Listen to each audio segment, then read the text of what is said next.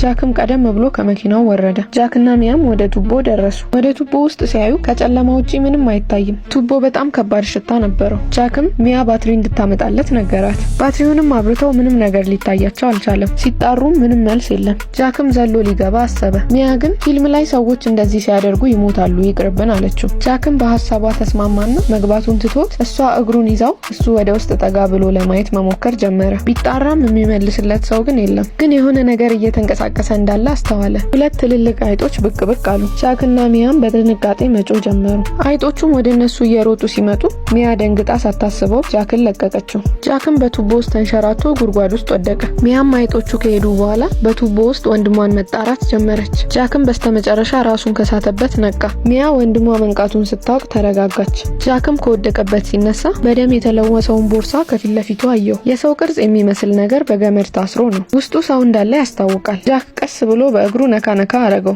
ግን ምንም መልስ አላገኘም። ከዛ ግን ልክ ለእህቱ ሊነግራት ሲል የታሰረው ሰው እጁን አውጥቶ እግሩን ያዘው። ጃክ እግሩን አስለቅቆ በድንጋጤ ሰውየውን ሲያየው የታሰረው ሰውዬ በህይወት እንዳለ ገባው። ቶሎ ብሎ ቦርሳውን ከጭንቅላቱ አካባቢ መቅደድ ጀመረ። የታሰረውም ወጣት ልጅ ነበር። ነገሩን እንደጠረጠረው ስለሆነ ጃክ በጣም ደነገጠ። የታሰረውም ልጅ የሆነ ነገር ለማለት ይሞክር ጀመር። ጃክ ግን ሊሰማው አልቻለም። ልጁም ጃክ እንዳልተረዳው ገባውና በእጁ ወደ ሆዱ አካባቢ የሆነ ምልክት ይሰጠው ጀመር። ጃክም ቶሎ ብሎ ቦርሳውን ሲከፍት ያየው ነገር በጣም አስደነገጠው። የልጁ ሆድ ከላይ እስከ ታች ተቀዶ ከዛ በገመድ ታስሯል። ልጁም የሆነ ነገር ለማለት እየሞከረ በዛው ህይወቱ አለፈ። ይህ ሁሉ ነገር የተደረገው በዛ የትራክ ሹፌር ነው። ይህን ሁሉ ነገር ሚያ አታውቅም። ጃክም ከዚህ ነፍሰ ገዳይ ቶሎ ማምለጥ እንዳለባቸው ወሰነ። ግን ቱቦ ከፍታ ላይ ስለሆነ ሊወጣ አልቻለም። እሱ ሌላ መፍትሄ እስኪፈልግ ሚያ የሚረዳቸው ሰው እንድትፈልግ ነገራት። ሚያም የሚረዳቸው ሰው ፍለጋ ሄደች። ጃክም ጉድጓድ ውስጥ ሌላ ብዙ ሬሳዎችን አገኘ። የተለያዩ መሳሪያዎችም ጠረጴዛ ላይ አሉ። ጃክ ጫማው ተፈቶበት ለማሰር ጎንበስ አለ።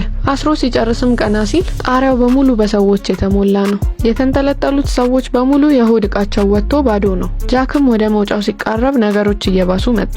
ሚያ ደግሞ መንገድ ላይ ቆማ የሚረዳት ሰው እየጠበቀች እያለ ነፍሰ ገዳዩን ከሩቅ እየመጣ እንደሆነ ስታይ ፈርታ መኪናዋ ውስጥ ተደበቀች። መኪናውም አልነሳም አላት። ነፍሰ ገዳዩ ይገጨኛል ብላ ብታስብም እሱ ግን ዝም ብሎ አለፋት። ለካስ መኪናው ከነፍሰ ገዳዩ ጋር የሚመሳሰል መኪና ነው እንጂ የነፍሰ ገዳዩ መኪና አልነበረም። እናም ሊረዳት የሚችል አንድ ሰው አመለጣት። ሚያም ለመረጋጋት እየሞከረች እያለ ጃክ ድንገት መጣ።